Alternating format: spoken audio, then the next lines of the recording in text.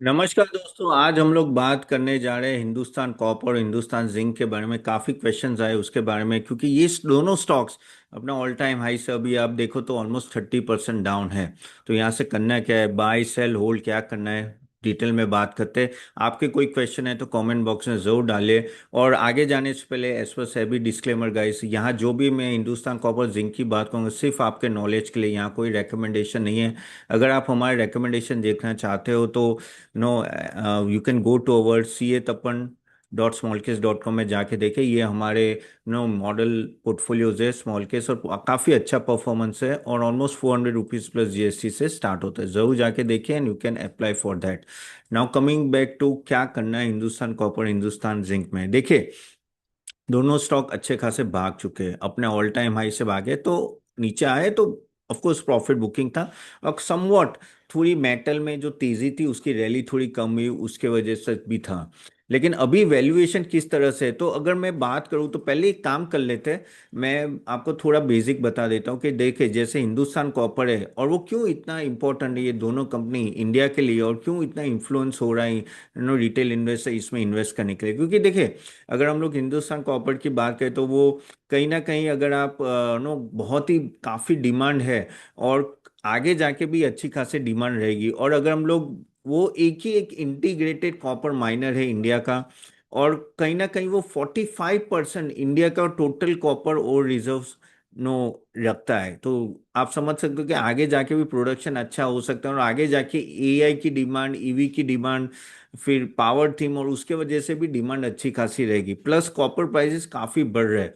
और आगे जाके भी अगर मैं बोलूँ तो सबसे ज़्यादा अगर मेटल में तेज़ी दिख रही है तो कॉपर प्राइसेस में दिख रही है। तो एक तरह का एक्सपांशन स्टोरी है, और वो कैपेसिटी भी बढ़ा है। जबकि हिंदुस्तान जिंक की बात करें तो वहाँ दो बड़े प्रोडक्ट्स है, एक तो जिंक है आपका और एक है सिल्वर। रिटेल इन्वेस्टर्स सिल्वर के वजह से ज़्यादा एक्साइटेड है। और अगर हम लोग बोले तो इंडिया का एक ओनली प्राइमरी सिल्वर प्रोड्यूसर है। हाँ, अगर टोटल रेवेन्यू में सिल्वर 24% कॉन्ट्रीब्यूट करता है, लेकिन प्रॉफिटेबिलिटी में ऑलमोस्ट हिंदुस्तान जिंक का 45 to 50% प्रॉफिट सिल्वर में आ रहा है।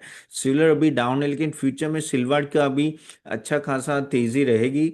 और उसका वन ऑफ द रीजन है कि रिन्यूएबल्स में काफ़ी हद तक सिल्वर भी यूज़ होता है, और कहीं ना कहीं आगे जाके भी डिमांड अच्छी खासी रहेगी इंडस्ट्रियल यूज के लिए। तो उसके वजह से भी ये हिंदुस्तान जिंक काफी लाइमलाइट में रहता है, और स्कोप भी है। अगर हम लोग बिजनेस थोड़ा कंपेयर करें ना, तो दोनों के बिजनेस कंपेरेटिवली अच्छे हैं। और अगर लास्ट टाइम जो रैली हुई तो काफी काफी हद तक नो, जैसे हिंदुस्तान कॉपर की बात करें तो एक तरह का एक सुपर साइकिल थीम है। और विजन 2030 का उनका एक बड़ा एक्सपेंशन प्लान है, जिसके लिए मार्केट बहुत उत्सुक है। और पूरा जो पूरा पावर थीम चल रहा है ना कहीं उसका फायदा हो रहा है। और चाइना में भी डिमांड अच्छी खासी है, वहां भी स्टिमुलेशन एक्सपेक्टेशन है। सो जो एक्सपांशन करे वो एक अच्छा, कहते हैं ना कि आगे जाके प्रोडक्शन करेंगे, कैपेसिटी बढ़ाएंगे। और क्योंकि कॉपर प्राइसेस बढ़ रहे हैं तो वो समझ के आप देखो तो हिंदुस्तान कॉपर जबरदस्त भागा है। जबकि जिंक क्यों भागा था, सिल्वर की लड़ाई के लिए। No, record profit, record margin, cost leadership, और बहुत अच्छा cash generation, one of the finest cash generation, और ये सबसे मार्केट काफी इंप्रेस है और वो बढ़ा है। अभी जो कंसर्न है, अभी आप बोलोगे तपन तो ये सब आपने बोला अच्छा है, तो फिर ये नीचे क्यों आए। देखिए, ये नीचे इसलिए आए कि अगर आप देखें तो मैनेजमेंट क्या जिस तरह से डिमांड उस तरह से एग्जीक्यूट कर पाएगा कि नहीं, वो एक क्वेश्चन मार्क है। और अच्छा, जाने से आगे जाने से पहले गाइस, जैसे मैंने बोला आपके कोई क्वेश्चन जरूर डालेगा, मैं एंड में आपके जो पुराने क्वेश्चंस हैं वो लेने वाला हूँ यूट्यूब में जो आपने लिखे हैं।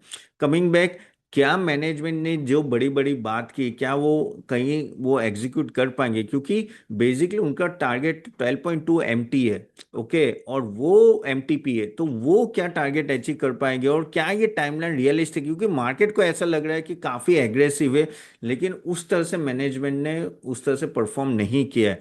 तो क्या वैल्यूएशन जो अभी है, क्या वो प्राइस एक्सपांशन जो है, और सॉरी ये जो एक्सपांशन वो ऑलरेडी डिस्काउंट है, that is a bigger question mark for Hindustan copper. जबकि हिंदुस्तान के लिए, जिंक के लिए हिंदुस्तान जिंक में क्या वो सिल्वर का प्रोडक्शन बढ़ा पाएंगे?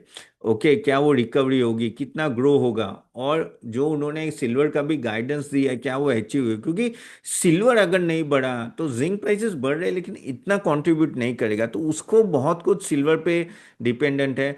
तो हिंदुस्तान कॉपर का भाई आप एक्सपेंशन करके दिखाओ, ग्रोथ दिखाओ, और जिंक का ऐसा है कि आप सिल्वर का ग्रोथ दिखाओ, सिल्वर में एक्सपेंशन करो, उस पर बहुत कुछ है। अगर हम लोग फाइनेंशियल्स की बात करें तो दोनों के ठीक ठाक है। और सीएफओ की बात करें, कैश फ्लो की बात करें, तो भाई 1,000 करोड़ का हिंदुस्तान कॉपर का कैश फ्लो, लेकिन हिंदुस्तान जिंक का 11,000 करोड़, यानी बहुत ही जबरदस्त कैश फ्लो है। और दोनों में डेट टू इक्विटी में अगर आप देखो तो नील टाइप है, यानी दोनों के पास अच्छा खासा कैश बैलेंस है और एक्सेलेंट नो अभी बैलेंस शीट है। लेकिन अगर दोनों में से भी कंपेयर करोगे तो मुझे अच्छा हिंदुस्तान जिंक की बैलेंस शीट रखे, और वो अच्छा खासा डिविडेंड भी देता है, तो डिविडेंड यील्ड भी एक अच्छा खासा मिल जाता है। आरओई देखे तो हिंदुस्तान कॉपर का 31 के आसपास है, आरओसी 35 के आसपास, इबिटा मार्जिन 50 है, यानी स्ट्रांग है।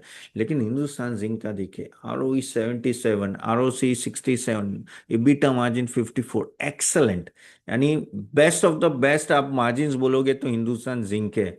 मैनेजमेंट क्वालिटी की देखते हैं कि किसकी अच्छी है।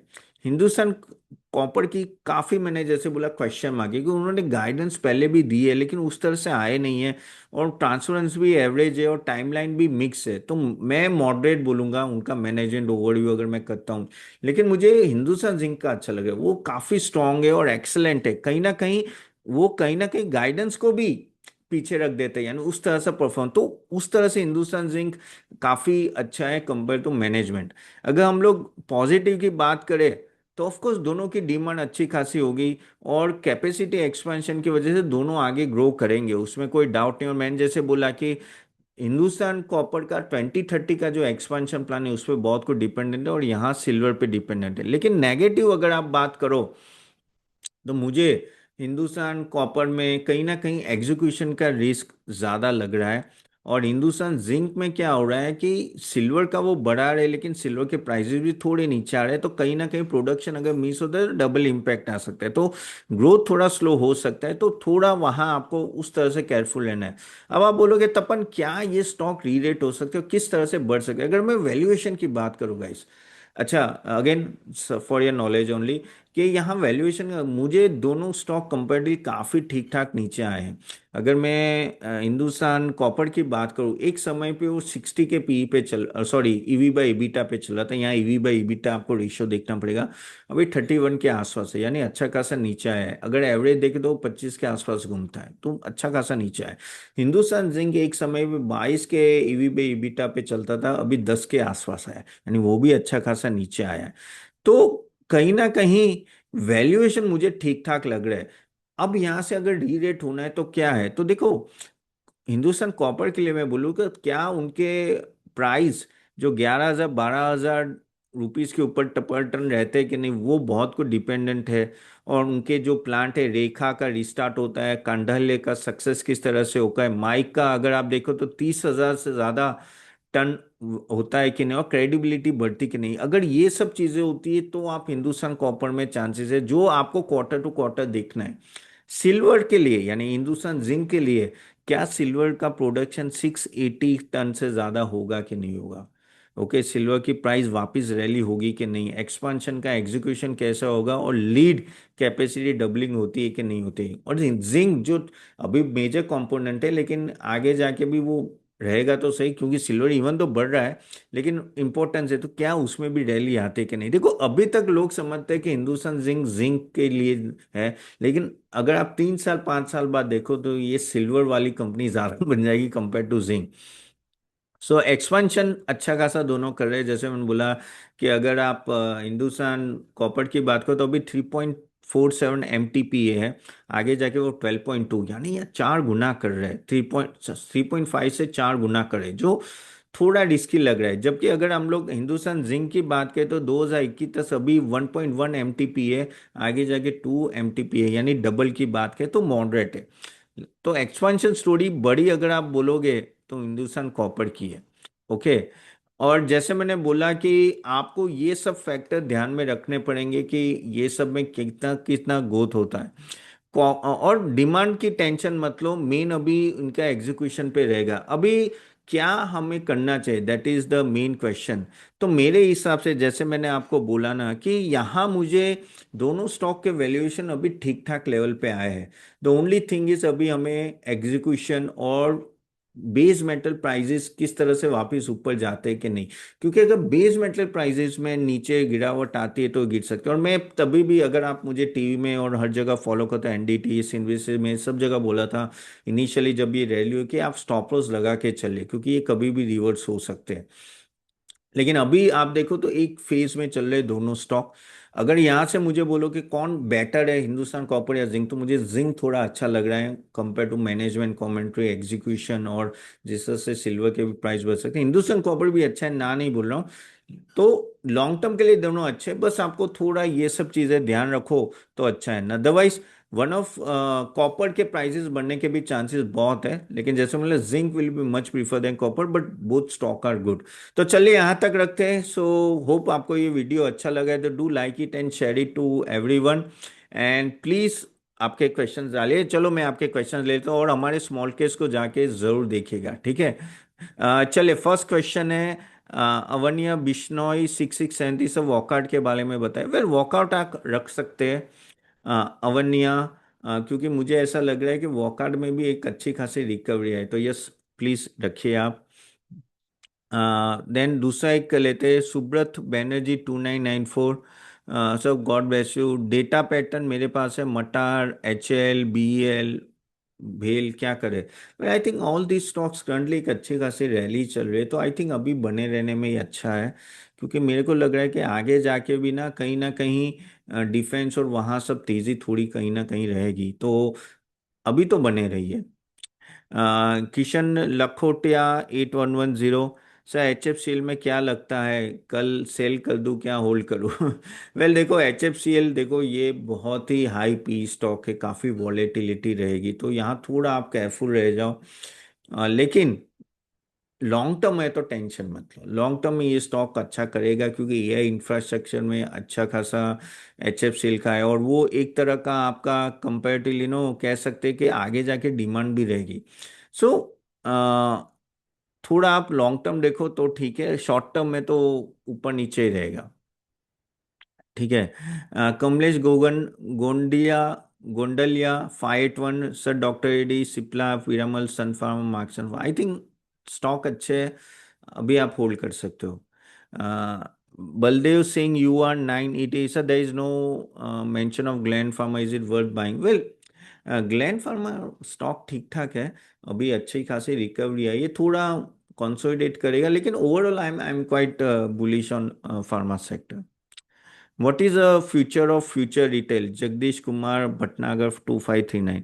वह देखो फ्यूचर रिटेल की मैं बात करूँ तो मैं ओवरऑल रिटेल सेक्टर में इतना बुलिश नहीं हूँ, क्योंकि वहाँ कंपटीशन काफ़ी आ रही है। और आप देखो e commerce and no online का ज़माना है, तो वहाँ बहुत ही तगड़ी कंपटीशन है। तो मैं तो अभी तो मैं ऑनेस्टली कोई भी रिटेल कंपनीज में, either it is Avenue Supermart और ट्रेंड हो या आपके कोई भी हो, मैं विजय विशाल मेगा मार्ट और whatever, I am not too much bullish on it. ये बहुत सारे अच्छे स्टॉक्स अवेलेबल है।